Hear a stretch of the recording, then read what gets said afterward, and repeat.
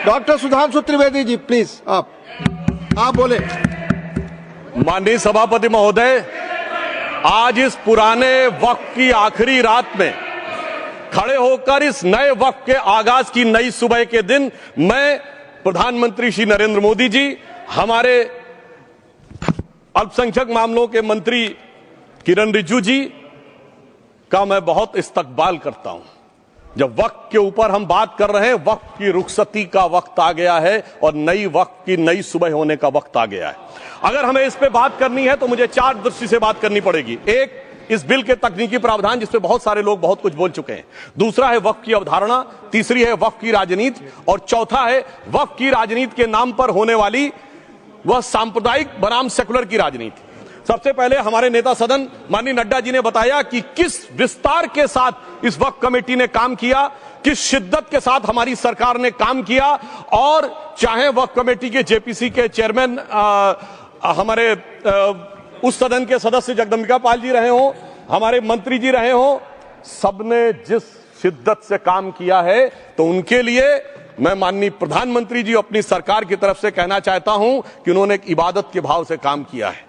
तो मैं कहना चाहता हूं, इबादतों की तरह मैं ये काम करता हूं, अपने फर्ज को झुककर सलाम करता हूं, फिर भी आप खिलाफत कर रहे हैं। तो तेरी मुखालफत से निखरती है शख्सियत मेरी, मैं सियासी दुश्मनों का भी बहुत एहतराम करता हूं। तो इस एहतराम के साथ मैं अब आगे का बयान शुरू करता हूं और मैं ये बताना चाहता हूं कि एक बड़ी सिंपल सी बात है जो अभी माननीय नड्डा जी ने भी कहा। दुनिया के तमाम मुस्लिम देश बता दिए, इस्लाम की धर्म स्थली सऊदी अरब, सबसे बड़ा मुस्लिम देश इंडोनेशिया, जहां खलीफत रही वहां टर्की, और जहां आईएसआईएस का इलाका वहां इराक और सीरिया, वहां कहीं भी कुछ भी नहीं है ऐसा, फिर भी हमारे यहां क्यों है कैसा। तो मैं कहना चाहूंगा सभापति महोदय, एक हिंदी में कहावत होती है, नया मुल्ला प्याज ज्यादा खाता है, परंतु यहां तो जो गैर मुल्ला प्याज बहुत खा रहा था, और इतना खा रहा था कि आंसू निकल रहे थे गरीब मुसलमान के भी और देश के भी।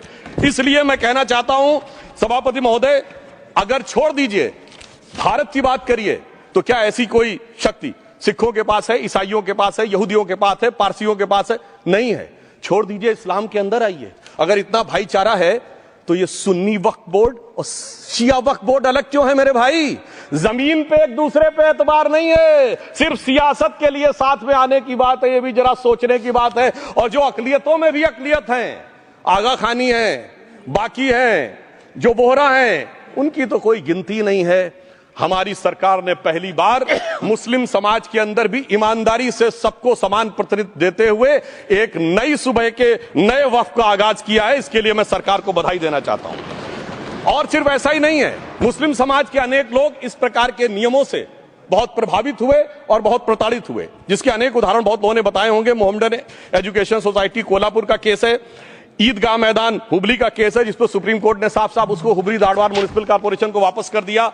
अनीसा अयासा वर्सेस तमिलनाडु वक्फ बोर्ड का केस है, तेलंगाना स्टेट वर्सेस मोहम्मद मुजफ्फर का केस है, हिमाचल प्रदेश वक्फ बोर्ड वर्सेस ख्वाजा खलीलुल्लाह का केस है। और सभापति महोदय, ताजमहल पर भी दावा कर दिया गया। अब तो मैं पूछना चाहता हूं, और सुप्रीम कोर्ट ने अपने जजमेंट में कहा कि भाई शाहजहां के जमाने का लिखा फरमान लेके आइए, तब हम मानेंगे कि इस पे कोई दावा है या नहीं।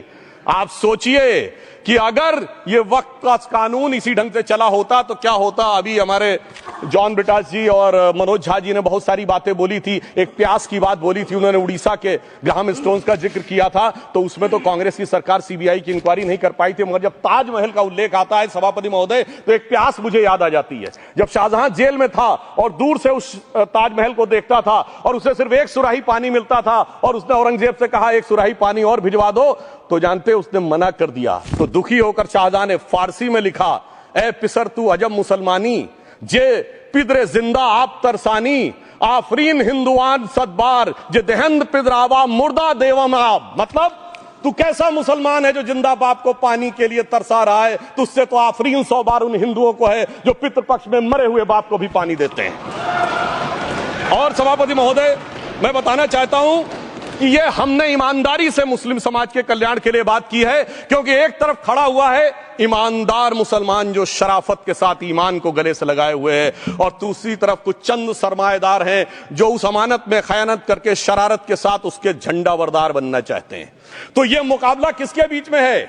ये शराफत अली और शरारत खान के बीच में मुकाबला है। हमारी सरकार शराफत अली के साथ खड़ी है। हमारी गरीब मुस्लिम के साथ खड़ी है। ये गरीबों गुर्बत वाले गुर्बत अली और सरमाएदारे वाले गाजी खान के बीच का इलाका है। मगर मैं कहना चाहता हूं महोदय, एक बात मैं बहुत स्पष्ट रूप से कहना चाहूंगा, इन जरूरतमंद मुसलमानों की लड़ाई के लिए मैं कह सकता हूं कि ये गरीब मुसलमानों के दिल की कसक और कट्टरपंथी वोट के ठेकेदारों के मन की ठसक के बीच में हमारी सरकार ने उस कसक का साथ दिया है, जिसके लिए मैं मानता हूं गरीब और पसमानदा मुसलमान निश्चित रूप से उनका आभारी होगा।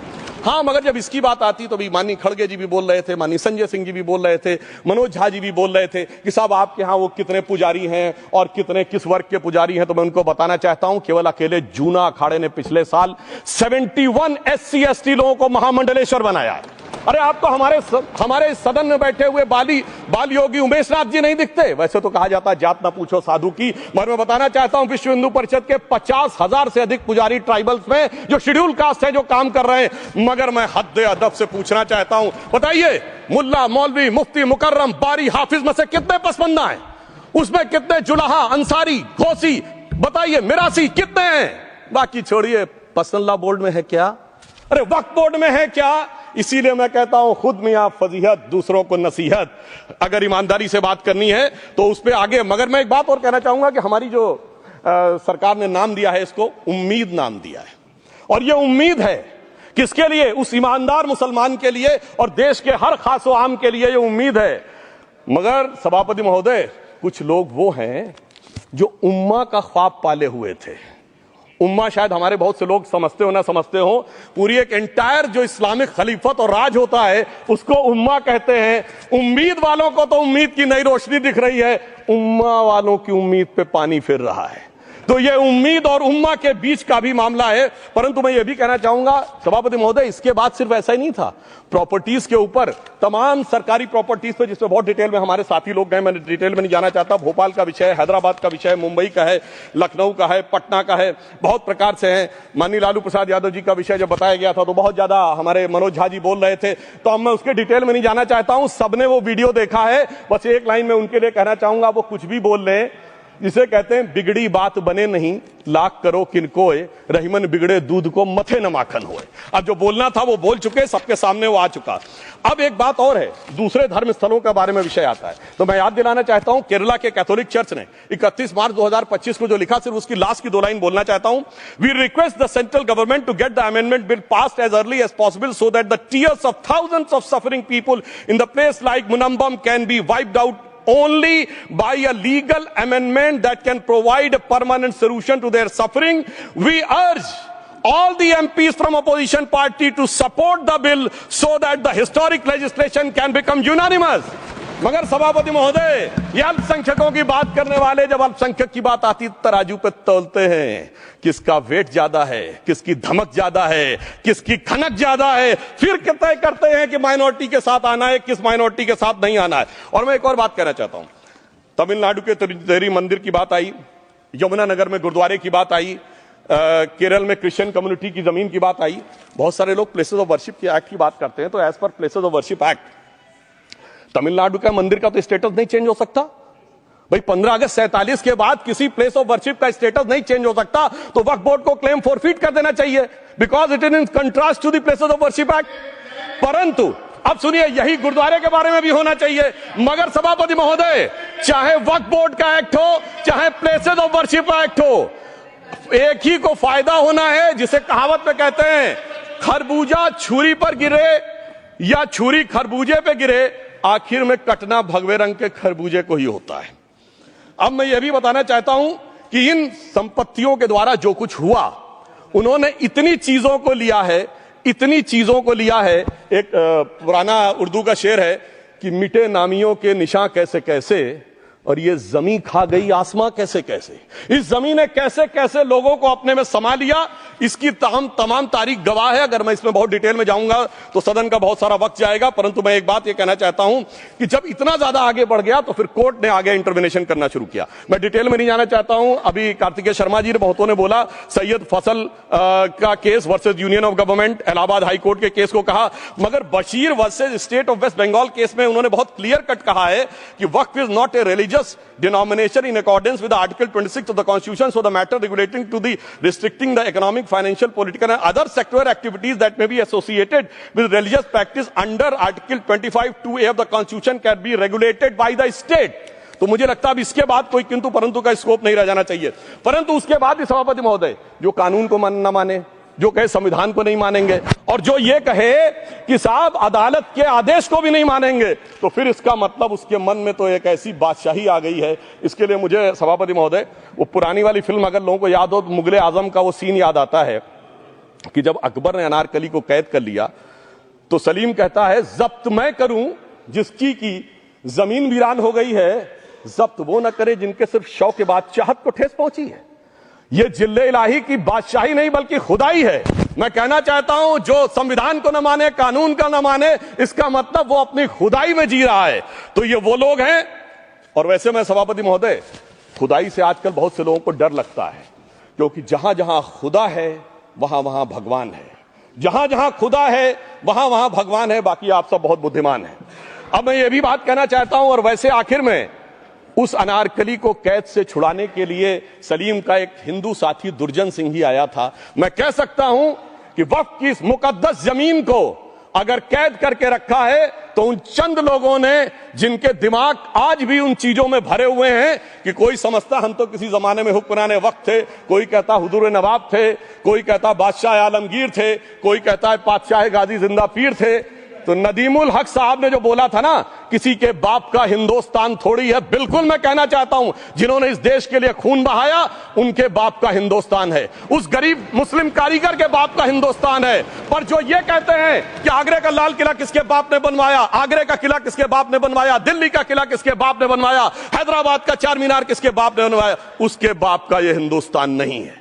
और उसके बाद भी जो आप करना चाहते हैं, अगर इस रास्ते में आप कांटे बिछाना चाहते हैं तो उनके लिए एक लाइन कहना चाहता हूं सभापति महोदय, तेरी तमन्ना है पर हम खार न बोने देंगे, खार कांटों को कहते हैं, तेरी तमन्ना है पर हम खार न बोने देंगे, तुझे हम राह की दीवार न होने देंगे, तू सबको रौंद कर आगे जो निकलना चाहे हम तेरी इतनी भी रफ्तार न होने देंगे।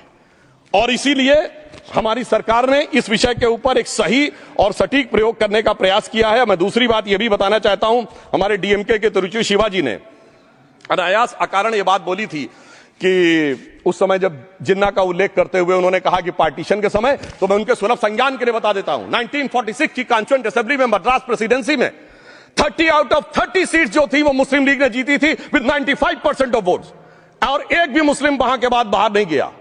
इसलिए मैं ईमानदारी से कहना चाहता हूं, फैक्ट को समझिए। और जो मद्रास प्रेसिडेंसी के मुस्लिम लीग के अध्यक्ष थे और पीजे पोकर साहब बहादुर और मोहम्मद इस्माइल, वही बाद में इंडियन यूनियन मुस्लिम लीग के अध्यक्ष बने, और उन्होंने 28 अगस्त 1947 को सेपरेट इलेक्टोरेट मांगे, जो कोई जाके कॉन्स्टिट्यूएंट असेंबली की डिबेट में पार्लियामेंट किया। आप वेबसाइट पे पेज नंबर 270 पे जाके पढ़ लीजिएगा। सरदार पटेल ने बड़े गुस्से में इस बात को कहा, अब जो हो गया सो हो गया, एक रात में दिल नहीं बदल गया, मगर अब देश के लिए कैसे आगे बढ़ना है उसके लिए ईमानदारी से आगे आओ। और खैर मैं अंबेडकर जी और पटेल जी के बहुत सारे वो कोट कर सकता हूं, सारी बातों को छोड़िए। मगर अफसोस की बात यह है सर कि अभी मनोज झा जी ने बोला था हम में से कोई शक है, कोई हूण है और ये करिए। अरे भैया जमाने चले गए, अब जेनेटिक सीक्वेंसिंग का जमाना आ गया है। और जेनेटिक सीक्वेंसिंग ने क्या प्रूव किया है, दुनिया के सबसे बड़े मुस्लिम देश इंडोनेशिया के राष्ट्रपति आए थे और राष्ट्रपति भवन में उन्होंने डिनर के दौरान कहा कि few weeks back I got my genetic sequencing done and I was told that I am an Indian GDN. अरे साहब कहां गुलामी की मानसिकता में पड़े हुए हैं सभापति महोदय। और यहां गुलामी की मानसिकता इस कदर पैबस्त है लोगों के दिमागों में। किसी सदन के एक सदस्य यहां विराजमान है, वो उस समय महाराणा सांगा का उल्लेख कर दिए। मैं ईमानदारी से कहता हूं एक भी इंडियन सोर्स में इसका उल्लेख नहीं है, सारे के सारे फॉरेनर्स और लुटेरों के सोर्स में उल्लेख है। इसीलिए मैं कहता हूं ये गुलामी के जिन्होंने गुलाम बनाया उनके सोर्सेस पे यकीन न करिए। और वैसे थोड़ा सा आउट ऑफ कॉन्टेक्स्ट हो तो ये भी बोल दूं, हमारे सदन के बहुत सदस्यों को नहीं पता होगा, अलेक्जेंडर के आक्रमण का किसी भारतीय सोर्स में कोई उल्लेख नहीं है, पोरस नाम के किसी राजा का उल्लेख नहीं है, सिर्फ और सिर्फ ग्रीक में है। इसलिए गुलामी की मानसिकता से बाहर निकलिए, तब इन चीजों को आप सही ढंग से समझने में सफल होंगे। मेरा अब यह भी अनुरोध अपने सदस्यों के साथ है। वक्त की अवधारणा के बारे में बहुत कुछ बोला जा चुका है कि ओरिजिनली कहां से आया, पर मैं इतना कहना चाहूंगा, सबसे पहले वक्त का उल्लेख आता है जब ससनिड एम्पायर को खलीफा उमर ने कैप्चर किया तो आज का जो सदन इराक है उसके इलाके को उन्होंने वक्फ डिक्लेयर किया और वो स्टेट के द्वारा कंट्रोल होता था। स्टेट के बारे में माननीय नड्डा जी ने अभी बताया कि बड़े बड़े देशों में किस ढंग से होता था। सर सैयद अहमद खान ने भी वक्फ को मूल इस्लाम का हिस्सा न मानते हुए इसके लिए मुजार शब्द कहा है जो शरिया के अंतर्गत आता है, और इसी के लिए उन्होंने फतवा आलमगीरी को भी कोट किया था।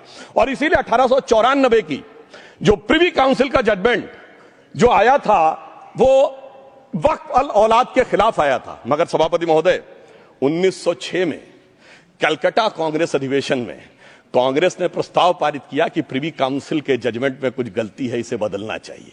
क्योंकि 1904 में जिन्ना कांग्रेस को ज्वाइन कर चुके थे, इसलिए मैं कहना चाहता हूं फिर 1913 में वो जजमेंट बदला गया। हमारे सदन के बहुत से सदस्यों ने इस सदन और दूसरे सदन में बोला है, मैं एक सेंटेंस बोलता हूं लगेगा जैसे वही लोग बोल रहे हैं। वर्ड ये है, कोट है, since the bill was introduced to administer the Muslim law for Musalmans so the question of public policy does not arise.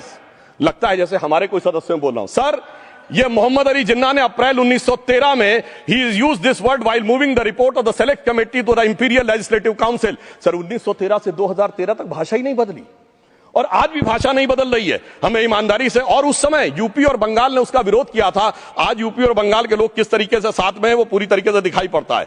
इसलिए हम ये कहना चाहते हैं, हाँ एक प्रश्न बहुत उठाया जाता है कि केवल मुस्लिम ही वक्फ को क्यों दान दे सकता, ऐसा वक्फ बोर्ड में क्यों संशोधन किया गया।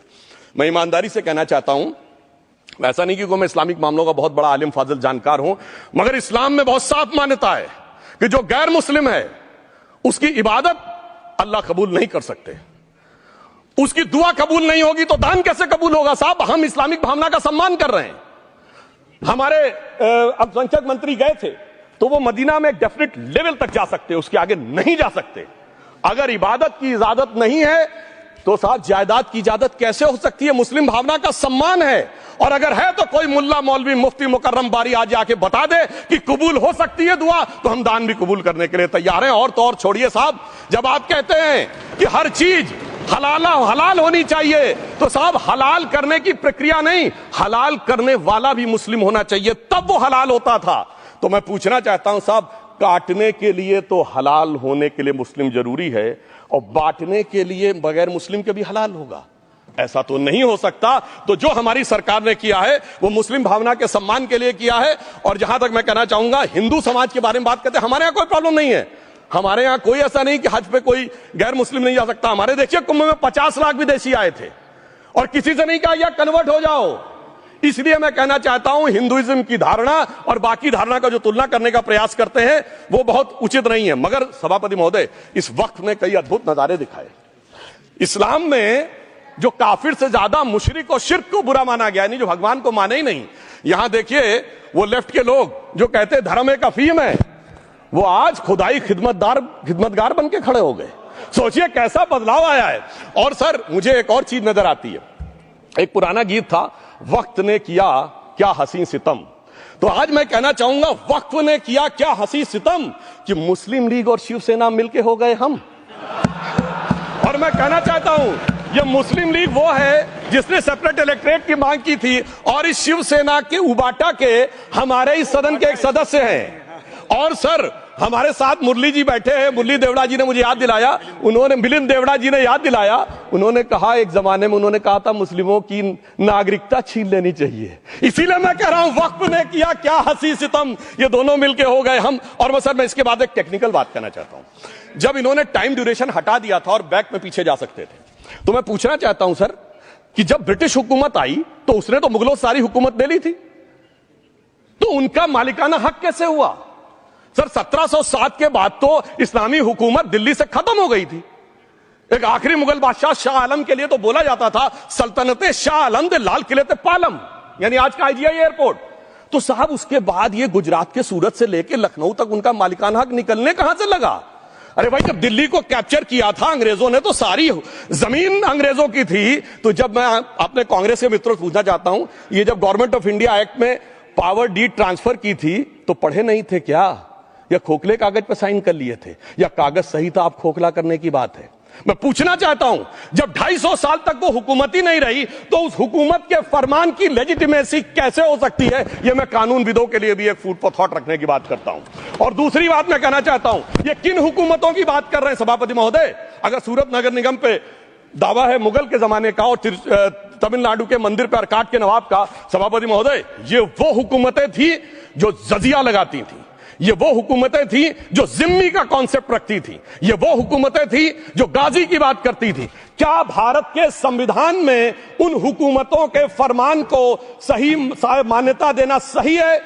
बिल्कुल गलत है। मैं कहता हूं बाबा साहब अंबेडकर के संविधान में यदि आप ऐसी हुकूमतों के फरमान को रखने की कोशिश करते हैं तो this is fraud on constitution. और हमारी सरकार ने अगर बैकडेट से वो बंद किया है तो उस फ्रॉड को रोकने की पूरी व्यवस्था की है। और यहां पर मैं ये भी कहना चाहता हूं सभापति महोदय, जमींदारी उन्मूलन 1948 में हो गया, मगर ये बाद में जमींदार कैसे क्रिएट हो गए? हमने बचपन में विनोबा भावे, हम लोगों के जन्म से बहुत पहले की बात है, विनोबा भावे जी के भूदान आंदोलन की बात सुनी थी, जिसमें जमींदारों से पैसा लेके जमीन लेके गरीबों को दी जाती थी। पर सभापति महोदय, कभी आपने सुना कि गरीबों की जमीन जमींदारों को मिल जाए? वो 2013 के बोर्ड ने वो व्यवस्था कर रखी थी। यानी वो भूदान आंदोलन था गांधी जी के शिष्य विनोबा जी का, तो आज के गांधियों के नेतृत्व में भू हड़प आंदोलन शुरू हो गया। अगर वो भूदान आंदोलन था तो ये भू हड़प आंदोलन था। इसलिए मैं एक और बात भी कहना चाहूंगा सभापति महोदय कि जिन हुकूमतों के फरमान की बात की जाती है, एक और फैक्ट है, इसको कोई अन्यथा न ले, जितने मुस्लिम बादशाह अलाउद्दीन खिलजी के बाद उन्होंने बगदाद की खलीफा का खुतबा पढ़ा है, that is a foreign rule, it's on record. कैसे उसको भारत सरकार मान्यता दे सकती है? इसलिए मैं कहना चाहता हूं जरा सा गौर से देखेंगे तो हकीकत आपके सामने आ जाएगी। और क्या कभी किसी ने कल्पना की, किसी क्रिश्चियन ने तो नहीं कहा कि इंडिया गेट हमारा है, गेटवे ऑफ इंडिया हमारा है, और चर्च नहीं सही फिर भी चर्च गेट हमारा है? तो फिर यह केवल किसी एक के दिमाग में क्यों आती है? हमने जो इवैक्यू एक्ट के तहत दे दिया था पाकिस्तान के गए लोगों को, क्या हमारे जो सिख और हिंदू भाई आए थे उनकी जमीनें मिली? अरे महाराजा रणजीत सिंह की राजधानी लाहौर थी और काबुल तक था राज, तो क्या उन्होंने जमीनें नहीं दान दी होगी गुरुद्वारे और मंदिरों को? वो मिली? अरे वो तो छोड़िए, ननकाना साहब और करतारपुर साहब तक नहीं मिला था। इससे दिखाई पड़ता है कि कितनी एक तरफा हम लोगों ने कोई निगोशिएट ही नहीं किया और उसे करने की बात कही थी। इसलिए मैं कह सकता हूं सर, अब हमारी सरकार ने जो संशोधन किए हैं, अब यह मजहबी हुकूमत के फरमान से नहीं, बाबा साहब अंबेडकर के संविधान से चलने वाला है। अब मैं अंत में उस विषय के ऊपर आता हूं जिसे सांप्रदायिक राजनीति बनाम सेकुलर राजनीति इसके ऊपर कहा जाता है। सभापति महोदय, मैं बताना चाहता हूं कि जब आजादी मिली उसके बाद क्या किसी ने डिमांड किया था कि हमें वक्फ बोर्ड चाहिए? नहीं किया था। फिर क्यों 54 में दिया गया? किसी मुस्लिम ने डिमांड किया क्या कि मदरसे चाहिए? फिर क्यों दिया गया? मुस्लिम समाज तो राष्ट्र की मुख्य धारा में आने को तैयार था, इसीलिए यूसुफ खान, दिलीप कुमार के नाम से आने में उन्हें कोई प्रॉब्लम नहीं थी। महजबीन बानो को मीना कुमारी के रूप में आने में प्रॉब्लम नहीं थी। मुमताज बेगम को मधुबाला बन के आने में प्रॉब्लम नहीं थी।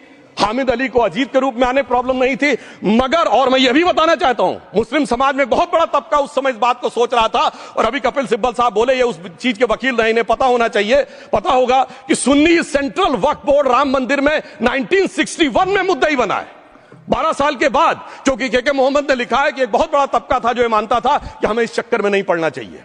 मगर अफसोस कि वही लेफ्टिस्टों, सेक्युलरिस्टों ने उनको समझा कर इस मुकाम तक लाकर खड़ा कर लिया। अब यहां मैं एक और बात कहना चाहूं, खैर छोड़िए उन सरकारों ने बाद में क्या दिया, मगर उसके बाद सुनिए, इंदिरा जी के जमाने में मुस्लिम पर्सनल लॉ बोर्ड आया, तो राजीव जी के जमाने में शाहबानो केस आया, तो नरसिम्हा राव के जमाने में 95 का एक्ट आया, तो मनमोहन सिंह जी के जमाने में 2013 का एक्ट आया, मगर इलाज नहीं निकला। तो इसे एक शेर में कहूंगा कि मरीजे सेकुलर इश्क पर लानत खुदा की, मर्ज बढ़ता गया जो दवा की। अब मैं सभापति महोदय एक और बात कहना चाहता हूं, शुरू के 20-25 साल में मुस्लिम समाज के बारे में मैं कहना चाहता हूं। आज जब आजादी मिली तो मुस्लिम समाज के प्रतीक कौन थे? उस्ताद बिस्मिल्लाह खां, उस्ताद फरीदुद्दीन डागर, उस्ताद बड़े गुलाम अली, उस्ताद जाकिर हुसैन, जिनकी अभी कुछ दिन पहले डेथ हुई, बड़े बड़े नगमा निवार, हसरत जयपुरी, मजरूर सुल्तानपुरी, साहिर लुधियानवी, कैफी आजमी, जोश मलियाबादी, जिगर मुरादाबादी। अब सर क्या हो गया? तब मुस्लिम समाज इन अदब के शाहकारों के साथ जोड़ा जाता था। आज मुस्लिम समाज का नेतृत्व किन लोगों के साथ जोड़ता है? इशरत जहां, याकूब मेनन, मुख्तार अंसारी, अतीक अहमद, दाऊद इब्राहिम। कौन जोड़ रहा है ये? तब से सर, जब से ये सेकुलर हो गया देश 1976 से और सेकुलर सियासत शुरू हुई, उसने ले जाकर इनको इस मुकाम तक पहुंचाया। और इस वक्फ बोर्ड के बिल में भी जो बात कही जा रही है सर, मुस्लिम समाज को यह समझाया गया कि तुम्हें बीजेपी वालों को तुमसे बड़ी अदावत है, और कहा गया इनको बड़ी मोहब्बत है। जब यह देश आजाद हुआ, मैं उत्तर प्रदेश का रहने वाला हूं, उत्तर प्रदेश में 1931 की सेंसस में 8% रेट ऑफ डेथ थी और सैयद मुसलमानों में 24% थी। यूपी की ब्यूरोक्रेसी में 20% थे। आज कहां चले गए सब? मैं एक लाइन में कहना चाहूंगा, ये अदावत और मोहब्बत की सियासत में ऐसे फंसे कि किसी को किसी की मोहब्बत ने मारा, किसी को किसी की अदावत ने मारा, मगर इस शराफत अली को सेकुलर सियासत ने मारा। और मैं सभापति महोदय एक और बात कहना चाहता हूं कि चलिए बोलिए। Fauzia Khan, please please, one second, mic is there. Yes, ये बोल रहे हैं मुस्लिम समाज आज का इशरत जहां और फलाना टेररिस्ट के साथ नाम जोड़ रहे हैं। ये बिल्कुल आरोप है सर, इसको एक्सपंज करना चाहिए। ये समाज के साथ अन्याय है। ये बात आपको एक्सपंज करना होगा सर, ये बात को। एक honourable member, if you would carefully go through what Sudhanshu has said, I am sure you will appreciate his spirit. Just think for a moment. He has not cast any aspersions. Sudhanshu, go ahead. Time में जवाब दूंगा और उसके बाद ये हमारा सदन माने ना माने, जो देख रहे होंगे उनके लिए कहना चाहता हूं sir, doctor APJ Abdul Kalam, He is not guilty now. Sudhanshu. सबसे पहले मैं तमिलनाडु का जवाब देना चाहता हूं। Yes. सभापति महोदय, तमिलनाडु से ही डॉक्टर एपीजे अब्दुल कलाम थे और मैं सारे सदन से कहना चाहूंगा, डॉक्टर कलाम का नमाज जनाजा और याकूब मेनन का नमाज जनाजा एक ही दिन हुआ। कितने लोग याकूब मेनन के नमाज जनाजा में गए और कितने डॉक्टर कलाम के नमाज जनाजा में गए? डॉक्टर कलाम मेमोरियल पे कितने लोगों की फोटो है? दिखाएं मुझे, सोशल मीडिया पे पोस्ट की हो। मगर अफजल हालात का मारा था, आपके एक मंत्री का ऑफिशियल ट्वीट है, वो इस सदन के सदस्य नहीं तो मैं नहीं बोल रहा हूं। याकूब मेनन की जुडिशियल किलिंग हुई, आपके एक नेता का, मिनिस्टर का ऑफिशियल ट्वीट है, सदन के सदस्य नहीं है इसलिए नहीं बोल रहा हूं। और सर 26/11 आरएसएस ने कराया, सदन के सदस्य बैठे हुए हैं। हाफिज साहब और सुनिए, जाकिर नायक शांति का मसीहा सदन में सदस्य बैठे हुए हैं। सर किसने जोड़ा? मैं नहीं कह रहा हूं जोड़ा, हमने किससे जोड़ा मैं बताना चाहता हूं। मैं अपनी बात, सर मैंने नाम किसी का नहीं लिया। सर आपने उड़ता तीर क्यों पकड़ लिया? सर मैंने नाम नहीं लिया, उड़ता तीर क्यों पकड़ लिया? सर मैं पूरी बात करूं। सर मैं कहना चाहता हूं, हमारी सोच मुस्लिमों के बारे में और इनकी सोच में क्या अंतर है। देखिए, जिन लोगों ने मुस्लिम हिस्ट्री नहीं पढ़ी उन्हें मैं बताना चाहता हूं। एक दो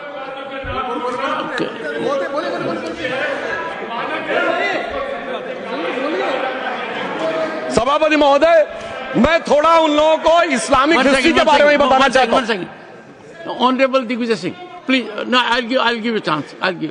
माननीय सदस्य, ऑनरेबल दिग्विजय सिंह जी। माननीय सभापति महोदय, जो माननीय सदस्य ने एक बात कही है, मैं सुन रहा था डॉक्टर त्रिवेदी जी की बात। उन्होंने कहा था ऐसे मुसलमान हम लोगों के साथ हैं और वैसे मुसलमान इन लोगों के साथ हैं। बात यह है कि आपने जिस तरह से इस पूरी बात कही है, ये घोर आपत्तिजनक है, अपमानित करती है। और जो माननीय सदस्य ने भी मेरे बारे में भी कहा है, मैं उनकी निंदा करता हूं। Honourable home minister, honourable home minister, honourable home minister, एक second. Okay, one second, your mic will be on. जी महोदय, मुझे ये सब कहने की जरूरत नहीं है, लेकिन जो गुजरात में दंगे और फसाद हुए, कौन कौन उसके लिए जिम्मेदार थे बताइए। Honourable home minister.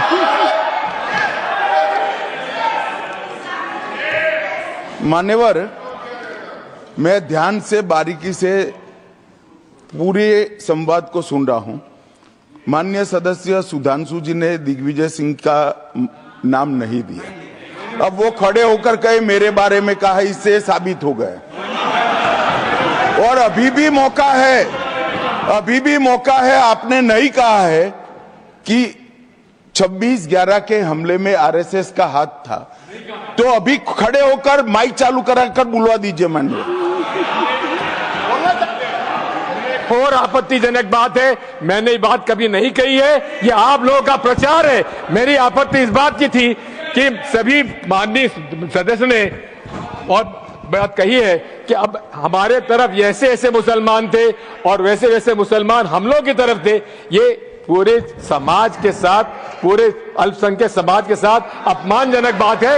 और माननीय सभापति महोदय, आप बताइए, माननीय गृह मंत्री जी, आप वहां पर थे, गृह मंत्री थे जब दंगे हुए थे, तो आप लोगों का क्या रोल था, ये जन जाहिर करे, जन जाहिर। Home minister,